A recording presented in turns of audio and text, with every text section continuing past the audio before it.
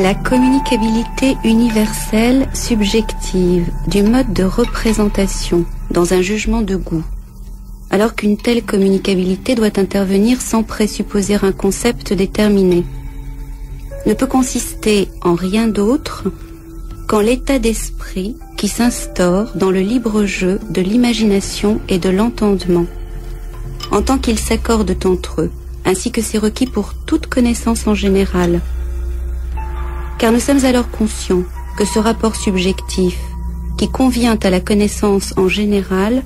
devrait valoir pour chacun et par conséquent être universellement communicable. Est beau ce qui plaît universellement sans concept. Celui qui solitairement et sans l'intention de vouloir communiquer ses observations à d'autres contemple la belle forme d'une fleur sauvage, d'un oiseau, d'un insecte, etc., pour les admirer, pour les aimer. Celui-là prend un intérêt immédiat et, à vrai dire, intellectuel à la beauté de la nature. Cela dit,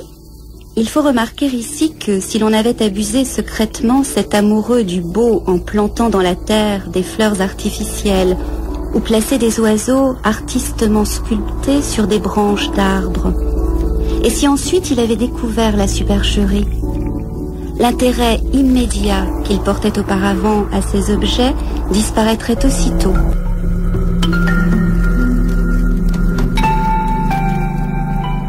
La communicabilité universelle est plus appréciée par les poètes que les trilles du rossignol dans un bosquet solitaire durant un calme soir d'été sous la douce lumière de la lune.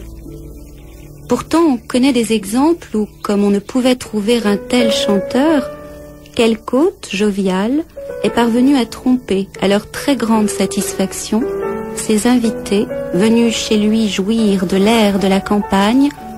en dissimulant dans un buisson un jeune garçon malicieux, sachant imiter avec à la bouche un roseau ou un jonc,